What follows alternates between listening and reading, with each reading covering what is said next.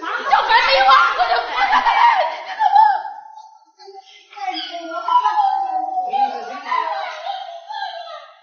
距離周之梅的婚礼还剩5天，新郎李宏伟却突然死在家中。更奇怪的是，夫家人偷偷把后事快速處理掉，就连新娘都被蒙在鼓里。这其中究竟怎么回事呢？是叫他們縣裡面的那個鎮上面的小醫生，診所裡面的醫生過來看一下，然後就說死了，然後就是叫人來埋了他，隨便挖個都埋了。據周之梅老爸說，明天就是女兒的大喜日子，他們家已經準備的差不多了。可就在這時，李家人卻通知說新郎突然去世了。這個消息直接把整家人都給炸懵了。女兒周之梅因為傷心過度，已經3天沒進食物，婚前1天失去丈夫，對她打擊太大，就連她媽媽都病倒在床上。本來的喜事兒竟然變成了喪事，全家人都遭了殃。不過最大的問題還是新郎李宏偉到底是怎麼死的。周之梅說，李宏偉才26歲，平時身體狀況也挺好的，就在去世前1天還給在店裡的他送飯，叮囑他要好好照顧自己。誰能想到第2天人就沒了？這麼突然的事情，李家人一直沒有給明確的死因。周之梅的弟弟覺得這事有太多疑點，姐夫從去世到下葬就只用了3天時間，連葬禮姐姐都來不及參加。更奇怪的是，姐夫去世之後，李家人好像不是很難過，反而急着催他們還彩禮和姐姐經營的店鋪。周之梅也表示，她跟李宏偉早在1年前已經領了結婚證，但是沒有辦婚禮。可是李家人卻把她的結婚證撕掉了，不願意承認她這個兒媳。難道周家和李家是有什麼矛盾嗎？種種古怪的跡象讓周家人越想越覺得有貓膩。為了弄清事情的真相，周家人決定去李家當面問清楚。到了李家，卻發現李家母親在輸液，由於傷心過度，她已經好幾天都吃不下飯。兒子的死對她來說是個不小的打擊，白髮人送黑髮人，或許在她心裡比誰都痛苦。那麼對於兒子的死因，她又如何交代呢？李家母親告訴我們，兒子實際上根本不想結這婚，因為兒子不想連累家人，也不想連累周之梅。那麼這又是怎麼一回事呢？李宏偉去世前究竟發生了什麼？李家母親說，兒子的婚事他們李家也有所準備，當天她跟丈夫出去購買結婚用品，此時家中卻來了2個客人，家裡只有兒子和姐姐招呼客人。然而趁姐姐招呼客人的空檔，李宏偉卻突然消失了半個小時，最後經過尋找，在隔壁樓房發現他已經上吊自殺，樓房的門是反鎖的，上吊用的繩子被打成死結，由此可見李宏偉是抱着必死的決心。那麼李宏偉為何如此想不開？難道他真的不想結婚嗎？可是婚前的種種跡象都表明李宏偉是正常的。周之梅說，周家和李家是相鄰的村子，他和李宏偉是在別人的介紹下認識，不到3個月他們就領了結婚證。結婚後他們都沒有發生過什麼衝突，為了辦婚禮，2人也是盡心盡力準備。在此期間，李宏偉從來沒有不想結婚的念頭，所以对於李宏偉不想結婚而自殺的理由，周之梅根本不相信。那麼李宏偉真正的死因究竟是什麼呢？他為何在這個節骨眼選擇輕生呢？那條好是認識的，17歲那個我俺是老知道，有9年的時間了。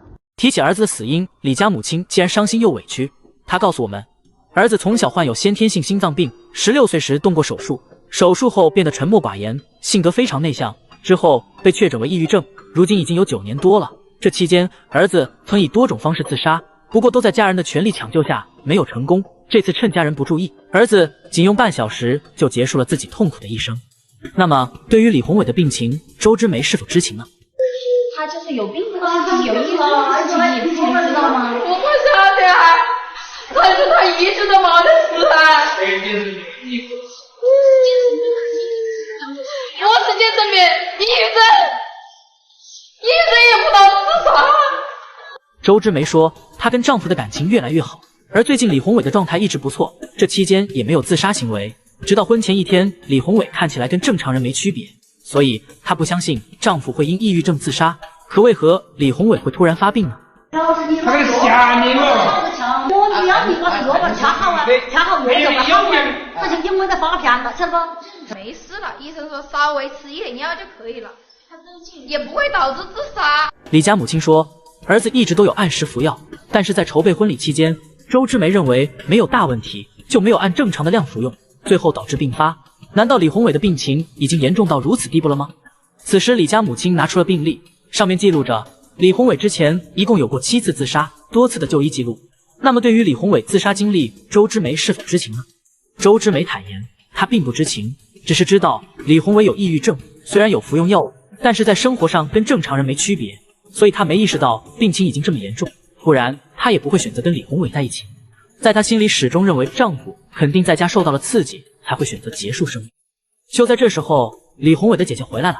姐姐說，全家都為了這個弟弟付出了很多，不管是金錢還是精力。可現在弟媳卻把責任推到他們身上，這讓他們很難接受。那麼李家人有沒有刻意隱瞞李宏偉的病情呢？對於病情，李家人說他們並沒隱瞞什麼，畢竟兩家離得很近，而李宏偉也曾多次自殺，村裡人都知道這些事。那麼這是真的嗎？村民們又是怎麼說的呢？村民們說，李宏偉的事情大家都知道，所以要是女方真的不知情，那也挺奇怪的。至於女方家人為什麼還同意這門婚事，可能是因為看中了李家家庭條件好，想讓女兒過上好日子。不過他們可能沒想到，選這門親事就是一個冒險。畢竟李宏偉的情況誰也說不準。至於李宏偉自殺的原因，有可能是因為不想結婚，也可能只是抑鬱症。反正村裡人對此都有各種猜測。為了了解李宏偉的病情，調解員帶着周之梅去醫院諮詢。醫生說，李宏偉已經是重度抑鬱症患者，自殺率高達 90%， 這說明已經很嚴重了。上次給他看病時，他已經叮囑家人好好照看李宏偉，但沒想到悲劇還是發生了。醫生表示，李宏偉曾對他說，生活對他來說是一種痛苦，死反而是一種解脫。聽了醫生的話，周之梅陷入沉默。或許婚前失去丈夫，短時間內她無法接受。那麼接下來她該怎麼辦呢？周之梅說，她跟李宏偉曾有過2個孩子，但因為一些原因沒能保下來，這對她和李宏偉來說都是不小的打擊。面對這次婚禮，李宏偉的壓力也是很大，前後後已經花了10多萬。由於生病的原因，自己沒有存款，錢只能伸手向父母要。想到結婚以後要面對的生活重擔，他甚至已经提出離婚。可是他又不想辜負周之梅，由此而生的無力感讓他內心無比痛苦和糾結，最終選擇結束自己的生命。可是已至此，周之梅和李家的關係又如何解決呢？周之梅的父親說，早在不久前，李家人就打電話來要求歸還6.8萬的彩禮，這讓他們覺得太離譜了。女兒剛剛喪夫，這對他以後的人生肯定有影響。李家不但不補償，反而要求歸還彩禮。周家人認為周之梅遭受痛苦，都是因為李家人沒有告知李宏偉病情的全貌，而且2人已經登記結婚，李家應該要對周之梅的將來負責。周家父親提出，李家應該賠償女兒的精神損失費，而且還要登門道歉。那麼李家又是什麼態度呢？經過溝通，李家人決定帶上村支書，親自上門與周家人商量此事。在雙方溝通時，周之梅情緒非常激動，她表示自己跟李宏偉領結婚證1年來，李家人始終不把她當兒媳看，當初還撕掉她的結婚證，這讓她覺得很沒面子。如今李家還想要退還彩禮，更讓她火冒三丈。經過村支書的勸說，李家人決定退讓，不再追究退還彩禮的事。但周之梅還是不願意妥協，可能是因為剛失去丈夫，她的情緒無法控制。最後雙方簽訂協議，不再爭吵和糾纏，周之梅的情緒才有所緩和。這時她提出，由於沒能參加丈夫的葬禮，她想去拜祭一下。可是李家人卻說，按當地風俗，周之梅不太適合去。不過她還是堅持要去，最終李家人只能點頭同意。周之梅在丈夫墳前，想到幾天前還好好的，突然天人永隔，再也控制不住情緒，失声痛哭。原以為是幸福開始，不料是殘酷的結局。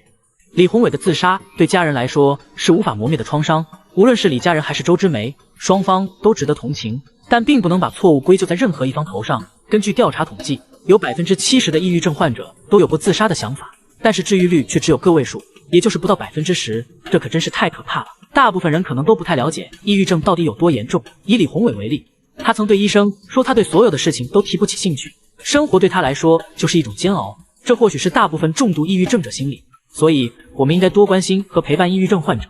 那麼你是如何看待的呢？